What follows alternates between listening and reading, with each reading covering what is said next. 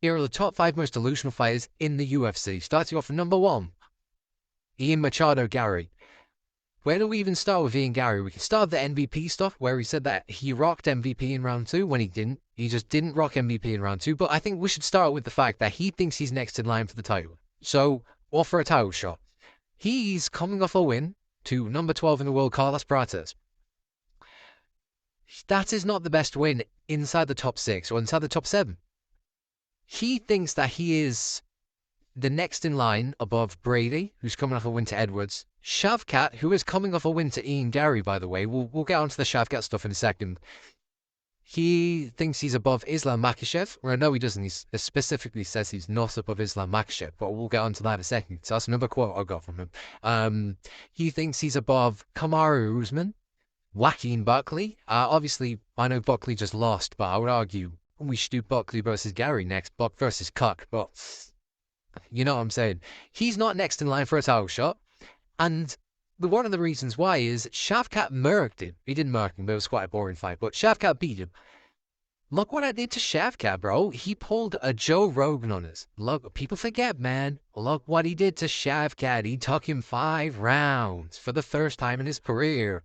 Ian Gary speaks that Shavkat loss like it was a win. Like he beat Shavkat Rakhmonov. Shavkat wins that fight 18-0, okay? He came out of the fight 19-0. You didn't beat him. It wasn't a robbery. You didn't beat him. It was close. There were some close rounds. It was a boring fight because Ian Gary only knows how to put on boring performances. You fight MVP, it's boring. You fight Carlos Prates, it's boring. You fight Shavkat Rakhmonov, who finished every single opponent in every single fight. It's still boring. How'd you make that boring, bro? How'd you make him boring? You make Shavkat Rakhmonov boring. You know what I mean? Anyway, he's speaking of that Shavkat fight like he won. Like he beat Shavkat. You didn't beat him. Yeah, you made him look beatable, but did he? You had a locked-in rear naked choke that wasn't locked in because it wasn't even under the chin, and you couldn't even get it off because you're vegan. So, I guess you kind of made him look human. Nice one. Do you want a fucking medal, bro? Like, Shavkat beat you, man. He beat you. Get over it.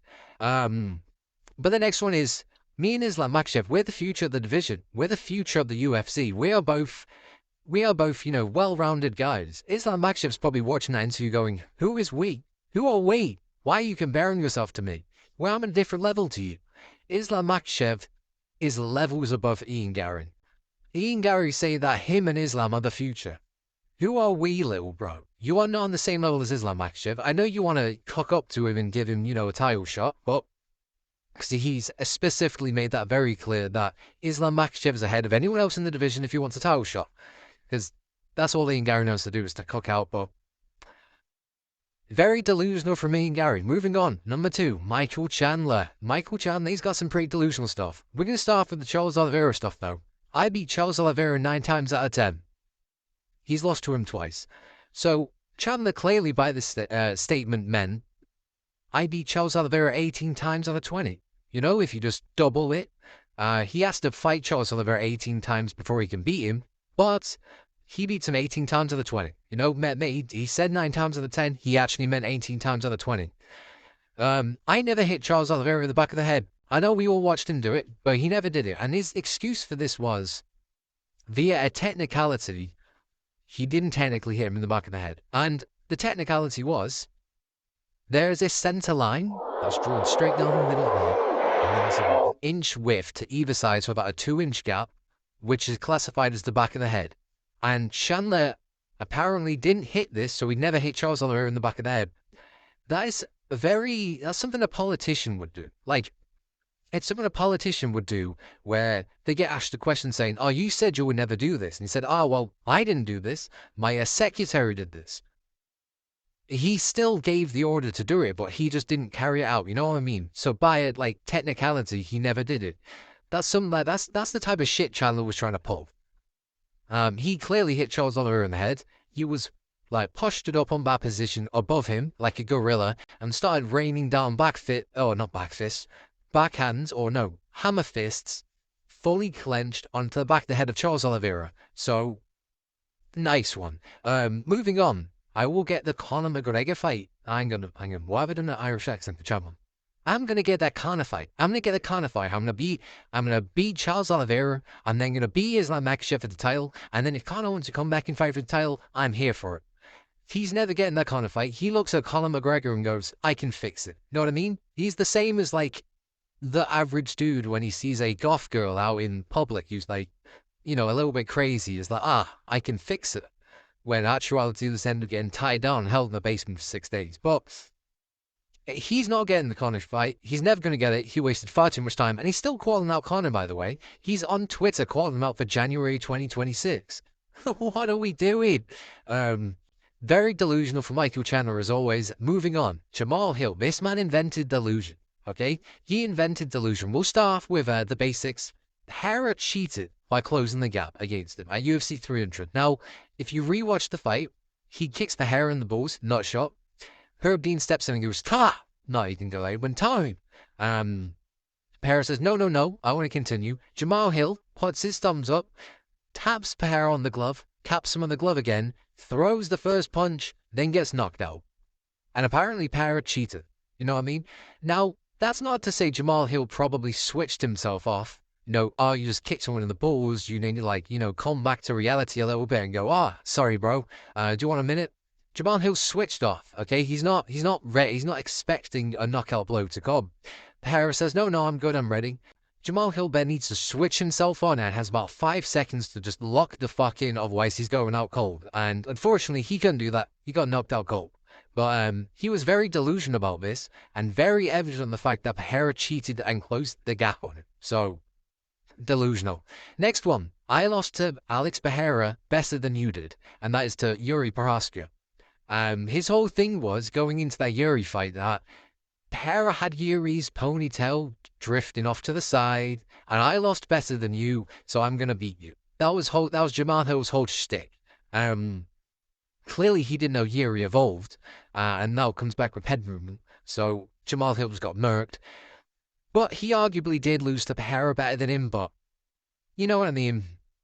Come on, Jamal. He also said something about that, you took Glover to war, I knocked him out in one. That type of stuff.